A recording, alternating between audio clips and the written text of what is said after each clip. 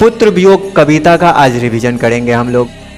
पुत्र वियोग कविता की कवित्री हैं सुभद्रा कुमारी चौहान। इनका जन्म 16 अगस्त 1904 को हुआ है। निधन 15 फरवरी 1948 को हुई थी। बसंत पंचमी के दिन नागपुर से जबलपुर वापस के समय कार दुर्घटना में इनकी मृत्यु हो गई थी। इनका जन्म स्थान था निहालपुर, इलाहाबाद, उत्तर प्रदेश। इनकी माता की बात करें तो श्रीमती धीराज कुंवर थी और पिता थे ठाकुर रामनाथ सिंह। पति इनके थे ठाकुर लक्ष्मण सिंह चौहान, खंडवा मध्य प्रदेश के निवासी थे। 1919 में इनकी विवाह हुई थी। ठाकुर लक्ष्मण सिंह अंग्रेज सरकार द्वारा जब्त कुली प्रथा और गुलामी का नशा नामक नाटकों के लेखक थे, प्रसिद्ध पत्रकार थे, स्वतंत्रता सेनानी और कांग्रेसी नेता थे। इसके बाद इनके बारे में यदि बात करें, लेखिका जो हैं सुभद्रा कुमारी चौहान, ये असहयोग आंदोलन में भाग लेने वाली प्रथम महिला थी। सुभद्रा जी समाज सेवा के साथ स्वाधीनता संघर्ष में सक्रिय भागीदारी निभाई थी, जिसके कारण कई बार इनको जेल भी जाना पड़ा था। मध्य प्रदेश में कांग्रेस पार्टी की ये MLA भी चुनी गई थी। छात्र जीवन से ही काव्य रचना की प्रवृत्ति थी इनके अंदर। आगे चलकर प्रमुख कवित्री और साहित्यकार के रूप में प्रसिद्ध हुई।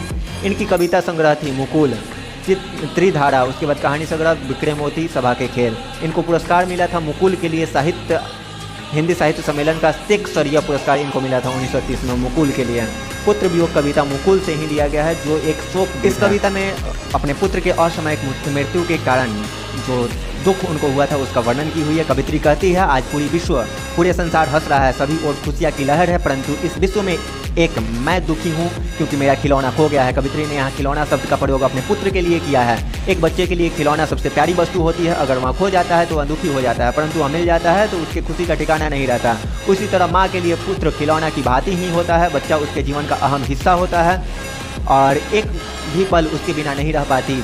माँ अपने पुत्र को कहीं जाने नहीं देती, कहीं उसे सर्दी ना लग जाए। पुत्र जैसे ही माँ पुकारता है, माँ सब काम छोड़कर दौड़ी चली आती है। बच्चा जब नहीं सोता तब माँ उसे थपकी देकर लोरी गाकर सुलाती है। अपने पुत्र के मुख पर मलिनता देखकर रात भर जाग कर बिताती है। माँ अपने पुत्र की खुशी या उसे पाने के लिए क्या क्या नहीं करती। पत्थर को भगवान मानकर उसकी पूजा करती है, कहीं नारियल, बतासे, कहीं दूध चढ़ाकर शीश नवाती है। इतना करने के बावजूद भी उसका पुत्र छिन जाता है, इसलिए वह असहाय हो जाती है। उसके प्राण व्याकुल हो जाते हैं। वह सोचती है कि मैंने अनमोल धन खो दिया है जिसे अब दोबारा नहीं पा सकती। इस कारण माँ का जीवन सुनसाना हो जाता है। उसके बाद पुत्र की याद में रोते रहना उनकी नियति बन जाती है।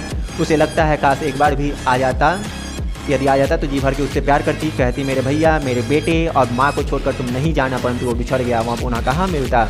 कवित्री कहती है कि भाई बहन सब भूल सकते हैं, पिता भले ही तुम्हें भुला दे, परंतु रात दिन के साथ ही माँ तुम्हें कैसे भूल